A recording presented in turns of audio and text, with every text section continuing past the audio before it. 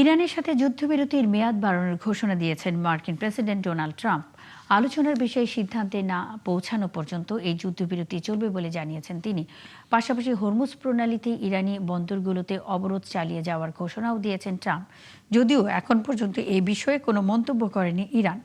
বিস্তারিত মনিরুজ্জামান বাবুর প্রতিবেদনে। ইরান যুক্তরাষ্ট্র 2 সপ্তাহের যুদ্ধবিরতির সময়সীমা শেষ হচ্ছে আজ। যুদ্ধবিরতির সময়সীমা যত শেষ হয়ে আসছিল ততই বাড়ছিল শঙ্কা। তবে শেষ মুহূর্তে যুদ্ধবিরতির মেয়াদ বাড়ানোর ঘোষণা দিয়েছেন ট্রাম্প। সামাজিক যোগাযোগ মাধ্যমে দেয়া এক পোস্টে ট্রাম্প বলেন, পাকিস্তানের মধ্যস্থতাকারীদের অনুরোধে এই সিদ্ধান্ত নেওয়া হয়েছে। ইরানের প্রস্তাব না দেয়া এবং আলোচনা শেষ না হওয়া পর্যন্ত যুদ্ধবিরতি বজায় থাকবে বলে জানান মার্কিন প্রেসিডেন্ট। তবে এখনই উঠছে না হরমুজ প্রণালীতে মার্কিন অবরোধ।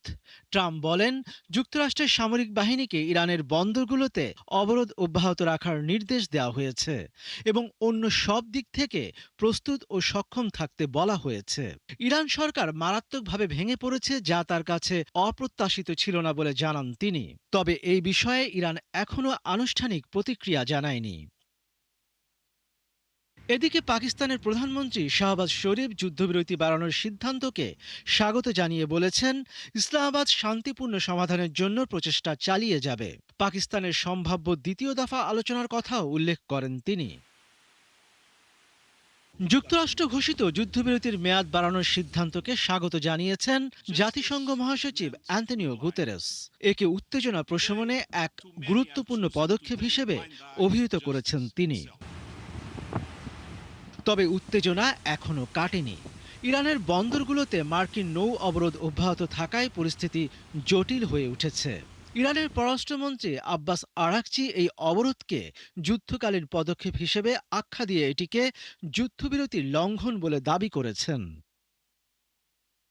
এদিকে আল জাজিরার প্রতিবেদনে বলা হয়েছে, যুক্তরাষ্ট্র ও ইরানের মধ্যে বহু প্রতীক্ষিত দ্বিতীয় দফার শান্তি আলোচনা বাঁচানোর জন্য শেষ মুহূর্তের প্রচেষ্টা চালাচ্ছেন পাকিস্তানি মধ্যস্থতাকারীরা। তবে ইরানের আধা সরকারি সংবাদ সংস্থা তাসনিম নিউজ জানিয়েছে, এই আলোচনায় অংশ নিতে অস্বীকার করেছে ইরান। অন্যদিকে হোয়াইট হাউস নিশ্চিত করেছে যে শান্তি আলোচনার জন্য পাকিস্তান যাচ্ছে না vice president JD Vance. Moniruzzaman বাবু, ৭১। ইরান যুদ্ধে জড়িত থাকার অভিযোগে মস্কোর একটি আন্তর্জাতিক বিমানবন্দর থেকে ৪০ ইসরায়েলিকে আটক করে রাশিয়ার আইনশৃঙ্খলা বাহিনী সোমবার তেল আবিব থেকে মস্কো পৌঁছানোর পর তাদের আটক করা হয়।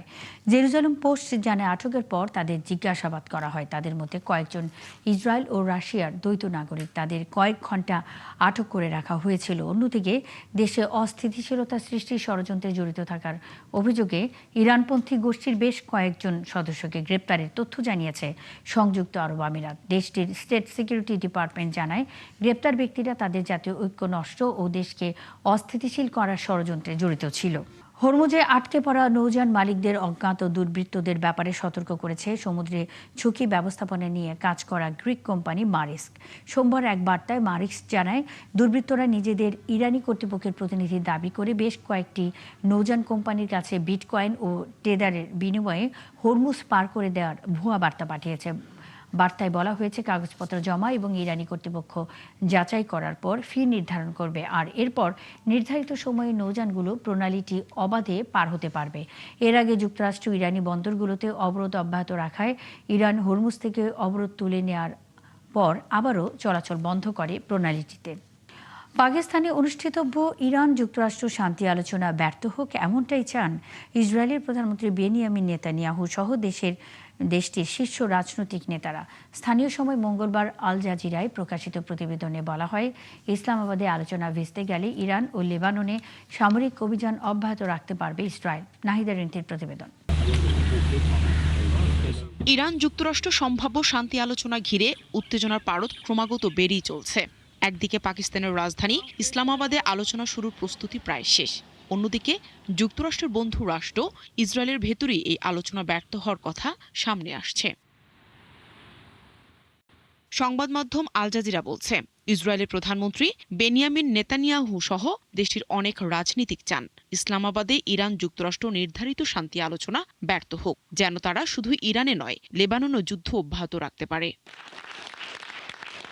এদিকে যুক্তরাষ্ট্র প্রেসিডেন্ট ডোনাল্ড ট্রাম্পের মধ্যস্থতায় এই যুদ্ধ সাময়িকভাবে থেমে আছে। তবে বিশ্লেষকদের মতে নেতানিয়াহু সরকারের জন্য আদর্শ পরিস্থিতি নয়, কারণ তারা ইরান ও লেবানন দু ক্ষেত্রেই বড় ধরনের সাফল্যের কথা বলে আসছে।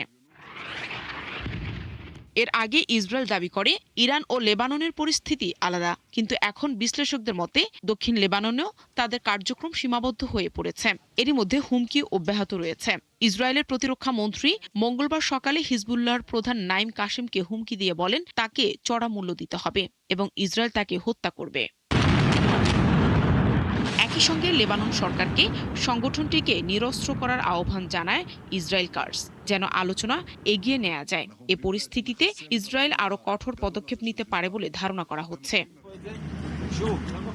তবে পদক্ষেপগুলোর মধ্যে রয়েছে লেবাননি সেনা মোতায়েন বৃদ্ধি ও দখল করা এলাকা থেকে সেনা প্রত্যাহার না করা। এছাড়াও ইসরায়েল এমন চুক্তি ভেঙে দেওয়ার চেষ্টা করবে যা তাদের ইরান ও লেবাননের ভবিষ্যৎ সাময়িক অভিযান বাধাগ্রস্ত করতে পারে। নাহিদা রিন্থি, ৭১। লেবানন থেকে ইসরায়েলি সেনা প্রত্যাহার এবং হিজবুল্লাহ নিরস্ত্রীকরণের আহ্বান জানিয়েছেন ফ্রান্সের প্রেসিডেন্ট ইমানুয়েল ম্যাক্রো। স্থানীয় সময় বুধবার সামাজিক যোগাযোগ মাধ্যমে দেয়া এক পোস্টে লেবাননের প্রধানমন্ত্রী নাওয়াফ সালাম দেশটির জনগণের প্রতি সমর্থন জানান। এছাড়া মানবিক সংকট মোকাবেলা এবং বাস্তুচ্যুত মানুষের প্রয়োজন মেটাতে ফ্রান্স সবসময় লেবাননের পাশে আছে বলে জানান ম্যাক্রো। ম্যাক্রো জোর দিয়ে আরও বলেন, লেবানন ও বৃহত্তর অঞ্চলের স্থায়ী স্থিতিশীলতা কেবল তখনই সম্ভব যখন ইসরায়েল ও লেবাননের মধ্যে একটি রাজনৈতিক সমঝোতা হবে। তাই এই সমঝোতা দুই দেশের নিরাপত্তা নিশ্চিত করবে, লেবাননের ভৌগোলিক অখণ্ডতা বজায় রাখবে এবং পারস্পরিক সম্পর্ক স্বাভাবিক করার ভিত্তি গড়ে তুলবে। তবে এর জন্য হিজবুল্লাহকে ইসরায়েলের উপর হামলা বন্ধ করতে হবে এবং রাষ্ট্রের ক্ষমতার বিকল্প হিসাবে নিজেদের ভূমিকা অবস্থান ত্যাগ করতে হবে। ইসরায়েলের সেনাবাহিনীকে পৃথিবীর সবচেয়ে নিকৃষ্ট বাহিনী বলে বর্ণনা করেন জাতিসংঘের বিশেষ দূত ফ্রান্সেসকো আলবানিস। তাদের কর্মকাণ্ড সব সীমারেখা পার করে আন্তর্জাতিক আইন লঙ্ঘন করেছে বলে জানান তিনি। ইসরায়েলি সৈন্যরা এক ফিলিস্তিনি শিশুর উপর নির্মম নির্যাতন চালাচ্ছে এমন একটি ভিডিও দেখার পর আলবানিস এ প্রতিক্রিয়া জানান। আলবানিস সামাজিক যোগাযোগ মাধ্যমে লেখেন, ইসরায়েলি সেনাবাহিনীর মতো খারাপ বাহিনী নেই। গাজা উপত্যকায় ইসরায়েলের বিরুদ্ধে ব্যক্তিগত নিধন চালানোর অভিযোগ এনে এক আনুষ্ঠানিক প্রতিবেদন জমা দেওয়ার পর থেকে আলবানিজের বিরুদ্ধে ব্যাপকভাবে উস্কানিমূলক প্রচারণা চালানো হচ্ছে। এমনকি সরাসরি প্রাণনাশের হুমকিও পেয়েছেন তিনি। দ্য গার্ডিয়ানকে দিয়ে এক সাক্ষাৎকারে জাতিসংঘের এই বিশেষ দূত বলেন, তার জীবন হুমকির মুখে রয়েছে। ইসরায়েল অধিকৃত পশ্চিম তীরে বসতি সম্প্রসারণ নিয়ে নতুন করে উত্তেজনা তৈরি হয়েছে। প্রতীকী একটি বসতি পুনঃপ্রতিষ্ঠায় অনুষ্ঠানে দেশটির শীর্ষ মন্ত্রীরা শুধু পশ্চিম তীর নয়, গাজাসহ আশেপাশের দখলকৃত এলাকাতেও বসতি বাড়ানোর আহ্বান জানিয়েছেন। 2 দশক পর পুরনো বসতিতে ফিরে আসা পরিবারগুলোর উচ্ছ্বাস যেমন চোখে পড়ছে, তেমনি এই ঘোষণায় আন্তর্জাতিক মহলে বাড়ছে উদ্বেগ। বিশ্লেষকরা বলছেন, এমন পদক্ষেপে মধ্যপ্রাচ্যে শান্তি প্রক্রিয়া পিছিয়ে যেতে পারে। আরও জানাচ্ছেন নাহিদা রিন্থি। অধিকৃত পশ্চিম তীরে নতুন করে বসতি সম্প্রসারণের আহ্বান জানিয়েছেন ইসরায়েলের শীর্ষ মন্ত্রীরা। একটি প্রতীকী বসতি পুনঃপ্রতিষ্ঠার অনুষ্ঠানে এই আহ্বান জানানো হয়। অনুষ্ঠানে দেখা যায় পরিবারগুলো নতুন বসতিতে ঢুকছেন, কেউ কেউ ভ্যানে উঠছেন, আবার কেউ একে অপরকে আলিঙ্গন করছেন। এই আনন্দ কোনো সহজ শব্দ দিয়ে বর্ণনাও করতে পারবো না। এটি আবার নতুন করে জন্ম দেওয়ার মতো একটি অলৌকিক ঘটনা। আমরা বিশ্বাস করেছিলাম এবং আশা করেছিলাম আবার ফিরে আসব। 2005 সালে উচ্ছেদ হওয়া অনেক পরিবারই আবার ফিরেছে এই এলাকায়। তাদের মধ্যে ছিলেন শোমরন আঞ্চলিক পরিষদের প্রধান ইয়োসি ডাগানো। 2 দশক পর ফিরে এসে অনেকে নিজেদের ঘর ফিরে পাওয়ার অনুভূতি পাচ্ছেন। এমনকি একটি সাধারণ ভ্যানকেও বিশ্বের সেরা প্রাসাদ মনে হচ্ছে। আবার আমরা আমাদের দেশে ফিরে এসেছি। এছাড়া অনুষ্ঠানে উপস্থিত ইসরায়েলের অর্থমন্ত্রী আরও এক ধাপ এগিয়ে গাজায় এমনকি লেবানন ও সিরিয়ার দখলকৃত এলাকাতেও বসতি গড়ার আহ্বান জানান। এছাড়া প্রতিরক্ষা মন্ত্রী ইসরায়েল কার্সও অর্থমন্ত্রীর পাশে উপস্থিত থেকে সংহতি প্রকাশ করেছেন। এদিকে অর্থমন্ত্রী দীর্ঘদিন ধরে পশ্চিম তীরকে দখলের পক্ষে কথা বলে আসছেন। তার মতে সর্বোচ্চ ভূখণ্ড এবং সর্বনিম্ন ফিলিস্তিনি জনসংখ্যা নিয়ে ইসরায়েলের সার্বভৌমত্ব প্রতিষ্ঠা করা উচিত। তবে আন্তর্জাতিক সম্প্রদায়ের বেশিরভাগই পশ্চিম তীরের ইসরায়েলের বসতি কার্যক্রমকে আন্তর্জাতিক আইনের লঙ্ঘন হিসেবে দেখে। তবে ইসরায়েল বরাবরই এই অভিযোগ অস্বীকার করে আসছে। অন্যদিকে মানবাধিকার সংগঠনগুলো জানিয়েছে ইসরায়েলের প্রধানমন্ত্রী বেনিয়ামিন নেতানিয়াহু সরকারের অধীনে 102টি নতুন বসতির অনুমোদন দেওয়া হয়েছে, যা আগের সরকারের তুলনায় 80% বেশি। এছাড়া অনেকেই প্রকাশ্যে ফিলিস্তিনিদের পশ্চিম তীর থেকে সরিয়ে দেওয়ার দাবি জানাচ্ছে। নাহিদা রিন্থি, ৭১। প্রতিবারের মতো এবারও পশ্চিমবঙ্গ বিধানসভা নির্বাচনে রাজনীতিবিদদের পাশাপাশি প্রতিদ্বন্দ্বিতা করছেন এক ছাক তারকা। চলচ্চিত্র পরিচালক, জনপ্রিয় অভিনেত্রী, সঙ্গীত শিল্পী থেকে শুরু করে এই তালিকায় আছেন ক্রীড়াবিদরাও। শেষ সময়ে রঙিন পর্দা ছেড়ে দাঁড়ে দাঁড়ে ছুটছেন ভোটারদের মন জয়, দিচ্ছেন নানা প্রতিশ্রুতি। আর তারকা প্রার্থীদের কাছে পেয়ে উচ্ছ্বসিত ভোটাররাও। কলকাতা থেকে আরও জানাচ্ছেন সত্যজিৎ চক্রবর্তী। 2011 সালের বিধানসভা নির্বাচনে প্রথমবার অভিনেতা, সঙ্গীত শিল্পী, ক্রীড়াবিদ সহ কয়েকজন তারকাকে নির্বাচনে প্রার্থী করে চমক দিয়েছিল তৃণমূল কংগ্রেস। রাজনীতিবিদদের পাশাপাশি সাফল্য পেয়েছিলেন নতুনরাও। মুখগুলো এবারও দক্ষ রাজনীতিবিদদের সাথে লড়ছেন চলচ্চিত্র জগতের বেশ কয়েকজন জনপ্রিয় মুখ। পশ্চিমবঙ্গ বিধানসভা নির্বাচনে ক্ষমতাসীন দল তৃণমূল কংগ্রেসের পাশাপাশি একাধিক সেলিব্রিটিকে প্রার্থী করেছে বিজেপি, যদিও এক্ষেত্রে অনেকটাই পিছিয়ে বাম দলগুলো। তৃণমূল কংগ্রেসের প্রার্থী তালিকায় জায়গা পেয়েছেন অভিনেত্রী লাভলি মৈত্র, নয়না ব্যানার্জি, সায়ন্তিকা ব্যানার্জি, শ্রেয়া পান্ডে, সোহম চক্রবর্তী ও চলচ্চিত্র পরিচালক রাজ চক্রবর্তী। এই তালিকায় রয়েছেন সঙ্গীত শিল্পী ও ক্রীড়াবিদরাও। আলোচনায় রয়েছেন অদিতি মুন্সি, ইন্দ্রনীল সেন ও সাবেক ক্রিকেটার শিবশঙ্কর পাল। মানুষ আসলে কাজের নিরিখেই ভোট দেবে, কাজের নিরিখেই এখানকার গভর্নমেন্টকে ডিসাইড করবে এবং মাননীয় মুখ্যমন্ত্রী মমতা বন্দ্যোপাধ্যায়কে চতুর্থবারের জন্য মুখ্যমন্ত্রী করবে, এটা ঠিক করে ফেলেছে বাংলার মানুষ। কি করলে বাংলার মানুষ ভালো থাকবে, সেই জন্য এত উন্নয়ন, এত প্রকল্প মানুষকে দিয়েছেন। তো আমরাও জানি যে সেই উন্নয়নকে সাক্ষী রেখে, উন্নয়নকে সাথে নিয়ে আমরা আগামী দিন মানুষের আশীর্বাদ নিয়ে এগিয়ে যাব। পিছিয়ে নেই বিজেপিও। রুদ্রনীল ঘোষ, হিরণ চ্যাটার্জি ও রূপা গাঙ্গুলির মতো একাধিক তারকারাও প্রচার চালাচ্ছেন বেশ জোরে সোরে। পর্দা ছেড়ে শেষ মুহূর্তে ভোটারদের দাঁড়ে দাঁড়ে গিয়ে চেষ্টা করছেন মন জয়ের। তারকাদের প্রার্থিতা নিয়ে রাজনীতিবিদদের মধ্যে রয়েছে নানা আলোচনা সমালোচনা। অনেকে বিষয়টিকে স্বাভাবিকভাবে নিলেও কেউ কেউ এটি নিয়ে বিরক্তি প্রকাশ করেছেন। তৃণমূল বিজেপির যেই প্রার্থী হোক, তারা জিতলেও মানুষের জন্য কোনো কাজ করেনি, এটা গত 10-15 বছরে প্রমাণ হয়েছে। ফলে কে প্রার্থী সেটা গুরুত্বপূর্ণ না, মানুষের জন্য কি কাজ করলো সেটাই গুরুত্বপূর্ণ। রাজনীতিতে অনেক নতুন মানুষ আসছে, কিন্তু আমার মনে হয় তারা যে পেশায় ছিল সেখানে আয় কমে গেছে, এজন্য নতুন আয়ের উদ্দেশ্যে রাজনীতি বেছে নিয়েছে। না হলে আগে কেন তারা আসেনি? তারপরও ঠিক আছে, এটাই রাজনীতির সৌন্দর্য।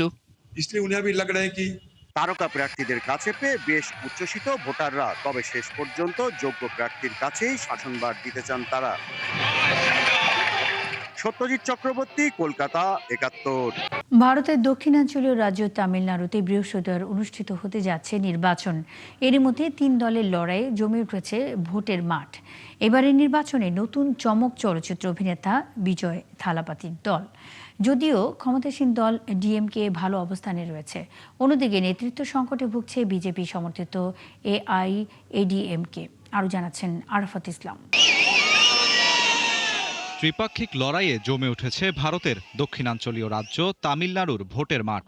বৃহস্পতিবার এখানে অনুষ্ঠিত হতে যাচ্ছে নির্বাচন। রাজ্য জুড়ে চলছে শেষ মুহূর্তের প্রচার। বিরাট জনসভা, রোড শো আর তারকা প্রচারে সরগরম পুরো তামিলনাড়ু। ক্ষমতাসীন ডিএমকে এখনও রাজনীতির কেন্দ্রে, তাই তো মুখ্যমন্ত্রী এমকে স্ট্যালিন চাইছেন আবারও দক্ষিণের মসনদে বসতে। একই সঙ্গে তার ছেলে উদয়নিধি স্ট্যালিনকে ভবিষ্যৎ নেতৃত্বের কাণ্ডারি বানাতে প্রচেষ্টাও চলছে। কংগ্রেসের মিত্র এই দলটির শাসনে তামিলনাড়ুতে উল্লেখযোগ্যভাবে দরিদ্রের হার কমেছে। মাত্র 2% দরিদ্রের হার ঈর্ষার কারণ হতেই পারে ভারতের অন্যান্য রাজ্যের জন্য। পাশাপাশি উচ্চশিক্ষার হারও দলটির বড় অর্জন। এবারের নির্বাচনে নতুন চমক অভিনয় জগৎ থেকে রাজনীতির ময়দানে আবির্ভূত হওয়া বিজয় থালাপাতির দল তামিলাগা ভেট্রি কাজাগম। বিশেষজ্ঞদের মতে তার অংশগ্রহণ ভোটের সমীকরণে বড় পরিবর্তন আনতে পারে। তামিল রাজনীতিতে তারকাদের প্রভাব নতুন নয়। এমজিআর, জয়ললিতা, করুণানিধির মতো নেতারা দীর্ঘদিন ধরেই রাজনীতির গতিপথ নির্ধারণ করেছেন। তবে 2025 সালে কারুর জেলায় বিজয়ের এক সমাবেশে পদদলিত হয়ে 39 জন নিহতের ঘটনার পর তার প্রচারণা নিয়ে প্রশ্ন উঠেছে। এরপর নিরাপদ প্রচারের জন্য তিনি ব্যবহার করেছেন ডুপ্লিকেট চরিত্র ও হলোগ্রাম প্রযুক্তি। অন্যদিকে বিজেপি সমর্থিত AIADMK নেতৃত্ব সংকটে ভুগছে। সাবেক মুখ্যমন্ত্রী জয়ললিতার পর ক্যারিশমেটিক নেতৃত্বের অভাব তাদের বড় দুর্বলতা হিসেবে দেখা হচ্ছে। প্রধানমন্ত্রী নরেন্দ্র মোদীর দল দক্ষিণ ভারতে প্রভাব বাড়ানোর চেষ্টা চালালেও রাজ্য নির্বাচনে এখনও তেমন সাফল্যের দেখা পায়নি। যদিও এই নির্বাচন সরাসরি কেন্দ্রীয় সরকারের স্থিতিশীলতায় প্রভাব ফেলবে না, তবুও দেশের রাজনৈতিক জনমতের গুরুত্বপূর্ণ সূচক হিসেবে বিবেচিত হচ্ছে। তাই তো তামিলনাড়ুর এই ত্রিমুখী লড়াই এখন নজর কাড়ছে পুরো ভারতের।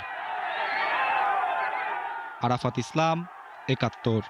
এই ছিল এখনকার আয়োজনে। বিশ্বের আরও নতুন কিছু খবর ও বিশ্লেষণ নিয়ে দুপুর 1টায় আবারও হাজির হবে বিশ্বযোগ। চোখ রাখুন ৭১-এর ফেসবুক পেজ এবং সাবস্ক্রাইব করুন ৭১-এর ইউটিউব চ্যানেল। ৭১-এর সাথেই থাকুন।